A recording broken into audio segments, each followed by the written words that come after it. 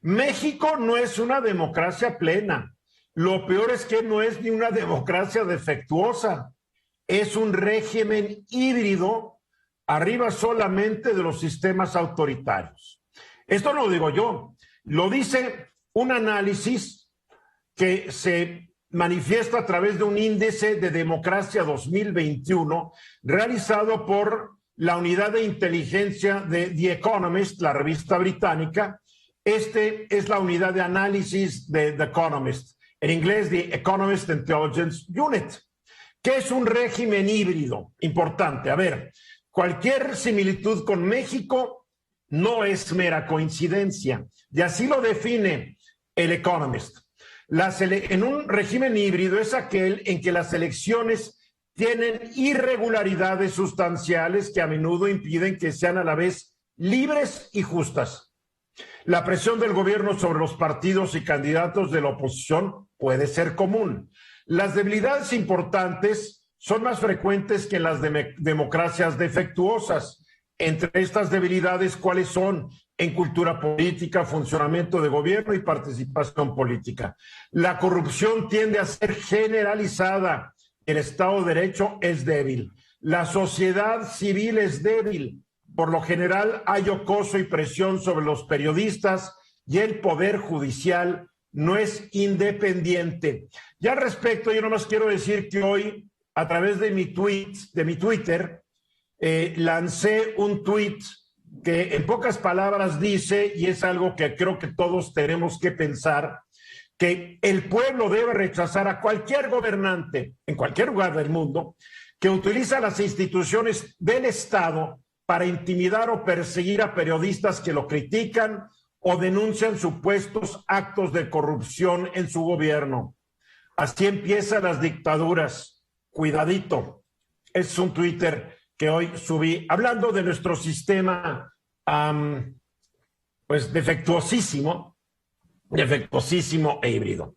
¿Cómo definen los otros sistemas The Economist? Una democracia plena es un país en las que no solo se respetan las libertades políticas y civiles básicas, pero que también tienden a sustentarse en una cultura política que conduce al florecimiento de la democracia.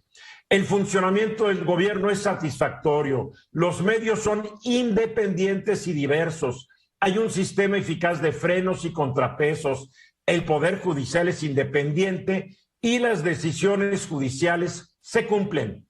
No como aquí estamos viendo en la Universidad de las Américas Puebla, que los jueces estatales están en desacato a órdenes de un juez federal, que quiere decir que las decisiones judiciales no se cumplen en México. ¿Qué es una democracia defectuosa? Es lo que antes era México, de acuerdo a este índice. Son países en donde también se realizan elecciones libres y justas, y aunque haya problemas, como violaciones a la libertad de prensa, se respetan las libertades civiles básicas. Sin embargo, hay debilidades significativas en otros aspectos de la democracia, incluyendo problemas de gobernabilidad, una cultura política subdesarrollada y bajos niveles de participación. Ya después están los sistemas autoritarios, que su mismo nombre lo dice, ¿no? Son gobiernos casi de un solo hombre, de un grupo, y no voy a perder el tiempo en esto hasta que lleguemos a eso. Para clasificar a los 167 países incluidos en este índice, se analizan 60 indicadores dentro de 5 categorías y se ubica cada país dentro de uno de los 4 tipos de régimen, de acuerdo con los puntos obtenidos. Califican cada punto de 0 a 10. Más de 8 puntos son democracias plenas. Más de 6 y hasta 8 puntos son democracias defectuosas.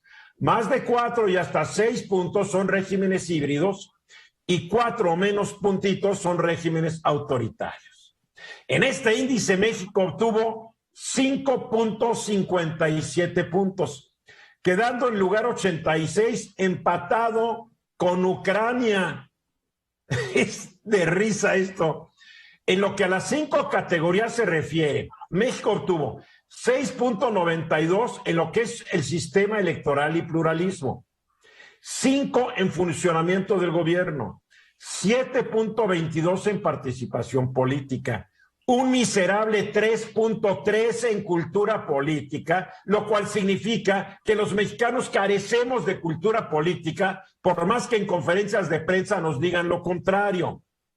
Y 5.59 en libertades civiles. Cuidado, estamos bajando. Y mi conclusión es que a poco más de 21 años de que se inició la transición democrática en nuestro país, nos falta un largo camino por recorrer para llegar a ser una democracia plena. Y las políticas del actual gobierno van a hacer aún más largo este camino. Mónica Uribe. El análisis de The Economist es verdaderamente un análisis excelente, pero es a nivel global.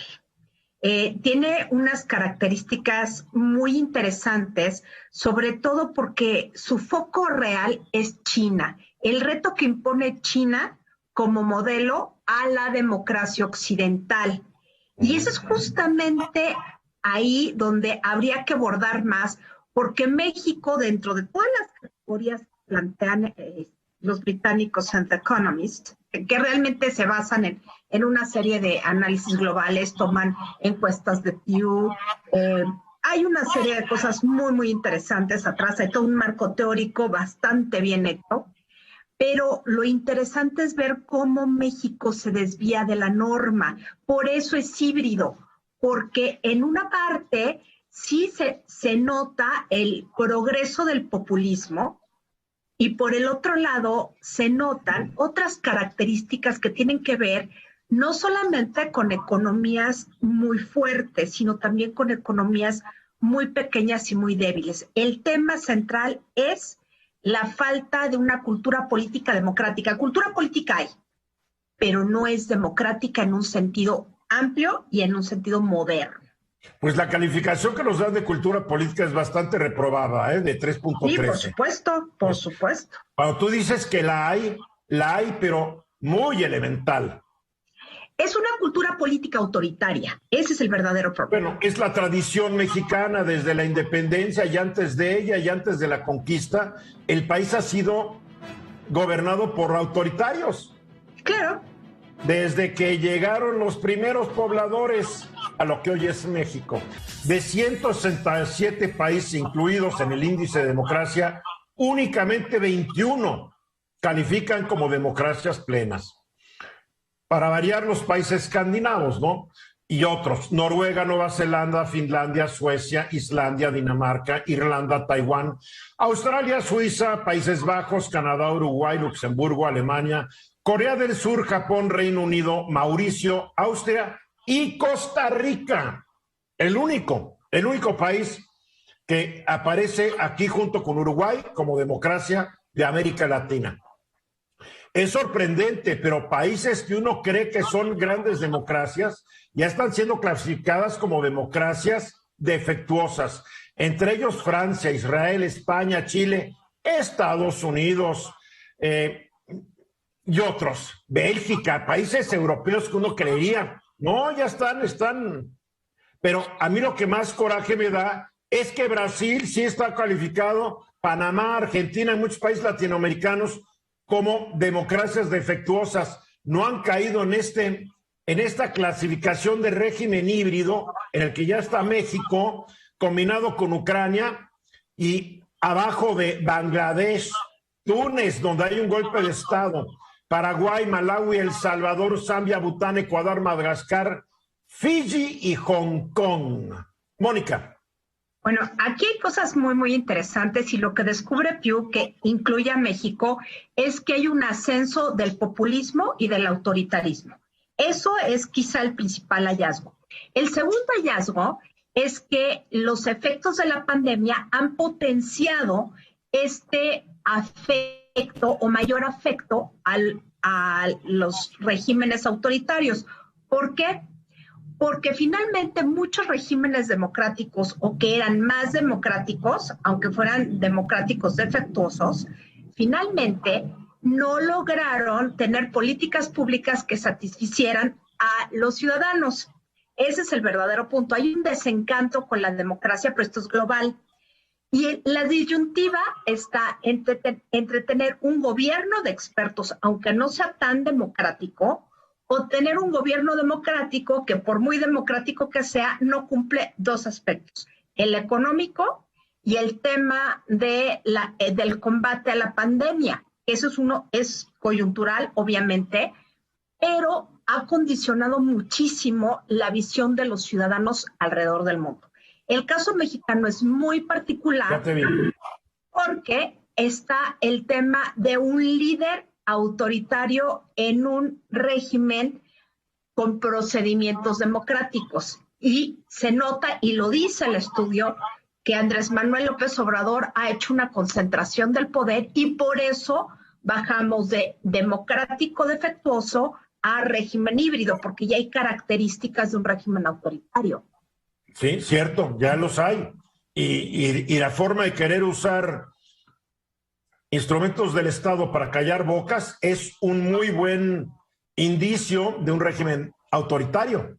Efectivamente, o sea, esta casualidad, que no es tan casualidad, que salieran los resultados de este estudio con los hechos de hoy, el exhibir a un periodista y lo que gana en la mañanera, dices, bueno, ¿por qué el jefe de Estado se está poniendo a nivel de censor de nóminas o de ingresos de un periodista? O sea, no hay además, está incurriendo en un delito. El presidente incurrió en un delito porque está prohibido divulgar datos privados de las personas.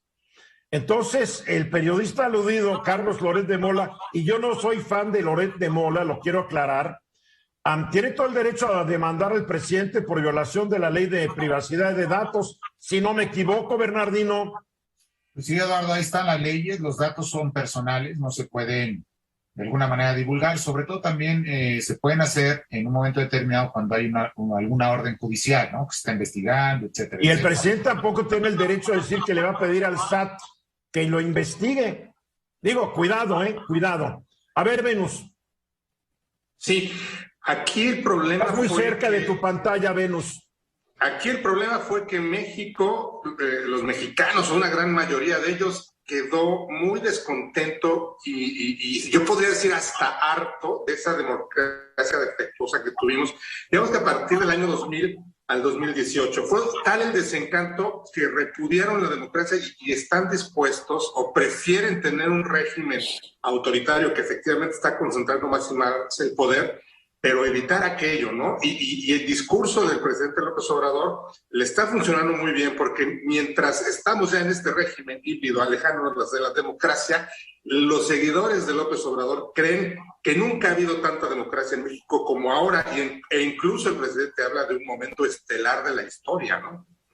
No hay que olvidar que la historia que tú mencionas demuestra que en épocas de crisis económica, en épocas donde los gobiernos han sido incapaces de generar bienestar para el pueblo en su mayoría, la gente tiende a un líder autoritario. Eso ocurrió en la Alemania en 1930, ocurrió en Italia en 1922, ocurrió en Cuba con la Revolución Cubana. En todos los países donde se erige un dictador, es que el gobierno anterior falló rotundamente, como fallaron los gobiernos mexicanos, a partir de 2006, porque el experimento democrático empezó a funcionar bien de 2000 a 2006, y ahí están los datos, pero con Calderón el experimento, a mi juicio, se descompuso totalmente.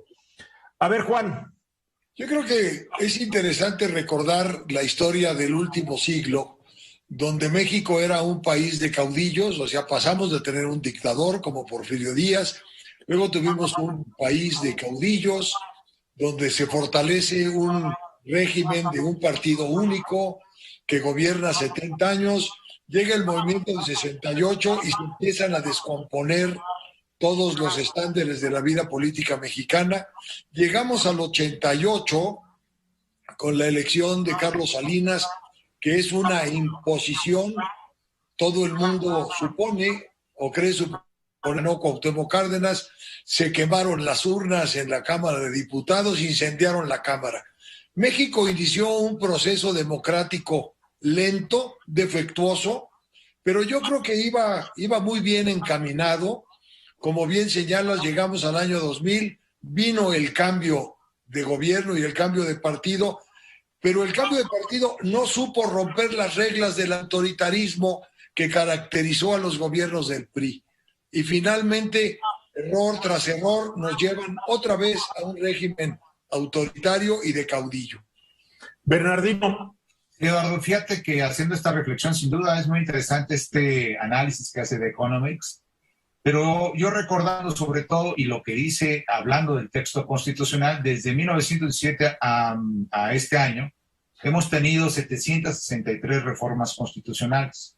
Fíjate, entonces, si se habla en un momento, y más adelante voy a tocar este tema, que es la reforma político-electoral o las reformas al sistema electoral, porque lo decías tú en el índice, lo comentan, el 6.2% por ahí andamos, ¿no? De estos indicadores. Entonces, ¿qué es lo que está pasando? Si estamos reformando tanto la Constitución, si están dándose tantas leyes, ¿no? En ese sentido, tenemos un poder judicial que las está aplicando cuando hay impugnaciones, etcétera. Entonces, pues esto podría de alguna manera entrar a otra reflexión. Si efectivamente estamos cayendo de esa democracia defectuosa a una democracia híbrida en ese contexto, ¿no? No, ya estamos sin híbrido según la definición. El riesgo es caer en un sistema autoritario nuevamente. Mónica. Creo que el tema finalmente es la cultura política, independientemente de los malos resultados, que ha habido malos resultados tanto de los intentos de democratización como de este último régimen. Creo que el último gobierno ha sido mucho más duro con los temas de las libertades civiles y con el desempeño económico. El problema está en que el mexicano requiere una asunción de valores democráticos de a de veras para poder generar una democracia de a de veras. Si no, o sea, los mexicanos deben tener una vocación democrática, es lo que estás diciendo. Efectivamente, porque los sistemas se conforman con los valores y la cultura de una sociedad. Entonces, claro, lo que está reflejando la cultura política mexicana son los valores de esa sociedad. Entonces, habría que tener cuidado con eso. Bien.